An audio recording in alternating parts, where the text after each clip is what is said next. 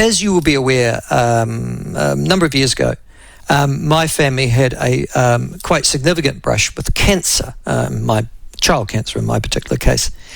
And one of the things that I was deeply impressed by, and God, this would be, how long is Lucy's now? She was 3, so it was about 15 years ago. My daughter was diagnosed with leukemia, and she also had aspergillosis, and she had pneumonia. Pneumonia? I think that's right. Yeah, as well. And wasn't expected to live. She was flown in what they called a life flight from Wanganui to Starship Hospital, and spent the next 4 or 5 months in Starship Hospital receiving the very best care and attention.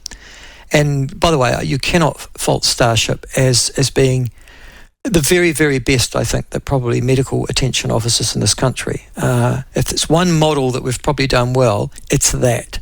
And the paediatricians, the child oncologists that work at Starship are worth their weight in gold, obviously.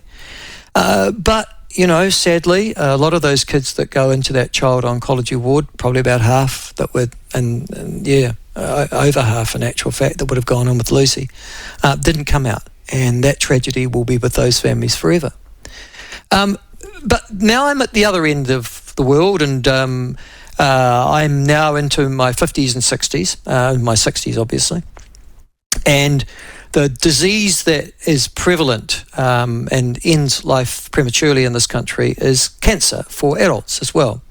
There isn't a Starship, I have to say, for adult cancer sufferers in this country, and indeed what we are discovering is a very fractured health system that, despite having district health boards and then a Te Whātau Ora, which was essentially a reconstitution of the old Department of Health in lots of ways, it appears that if you live in certain parts of the country, you will not receive the same care.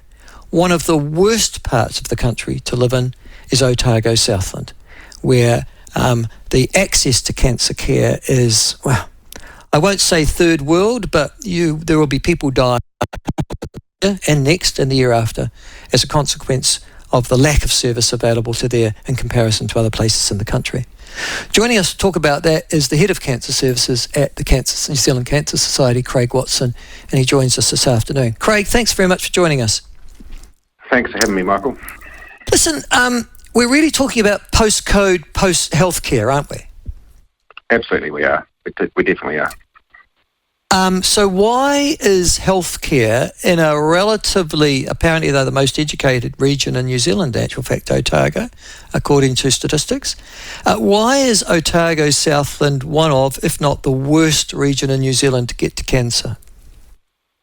Well, there's 2 parts to it. There's the clinical risk part, which is around things such as the increased risk of bowel cancer when you're in the southern area, and we've seen that through the Bindings incredible work they've done. But equally, there's the other part to it, which is the true postcode issues, which is around siloing and working in the areas rather than working as a population. Yes, because the thing that I was just explaining to you about a Starship, child oncology seems to work really well when you provide one centre for it, and then you provide all the services of that centre and you send the kids there so as to save them. Why don't we have something similar for adult cancer in this country?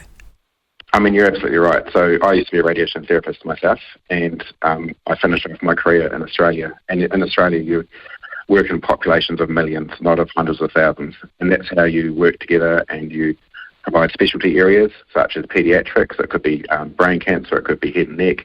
But equally, you share the resources in a way that means that the patients all have that same support. And we still think like we're in DHBs, and I'm talking Otago DHB, Southern DHB even.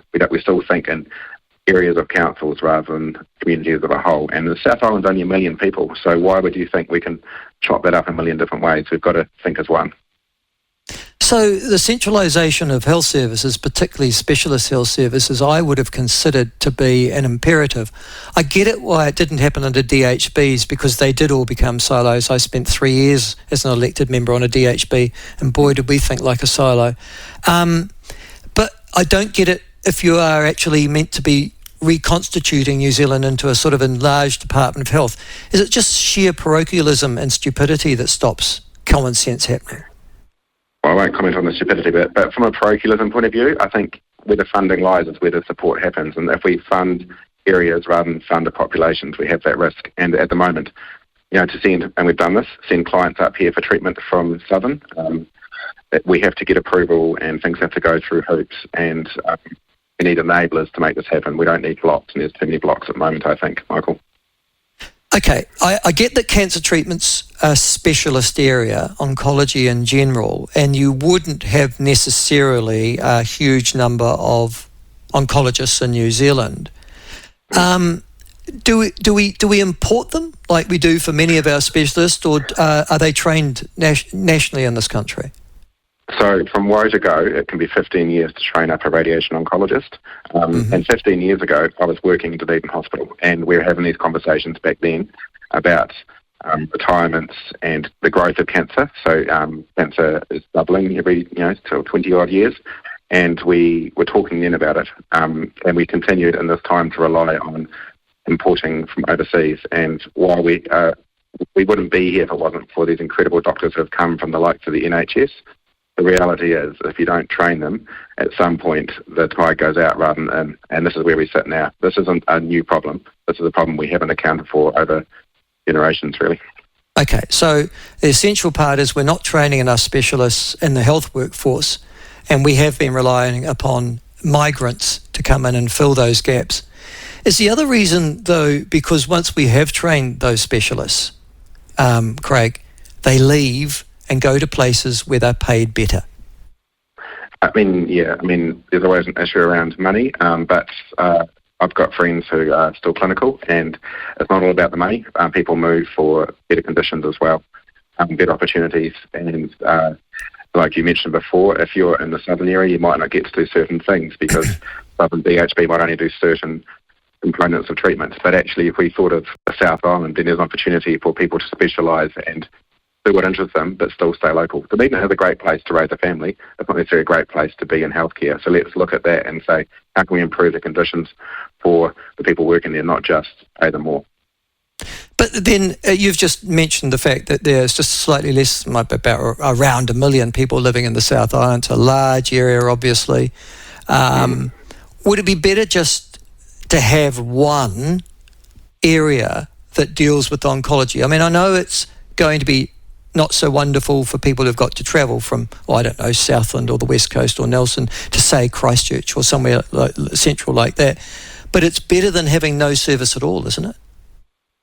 So there's two bits around that. One is we could actually work in like a hub and spoke model like they do in Australia, where you have, for instance, on that Shoal Bay area up the coast, Port Macquarie and Lismore, that's 3 centres working as one. So why don't we have the South Island working as one, where you may move around, but also so might the specialists, so might the allied health, because actually not everything has to be done on site.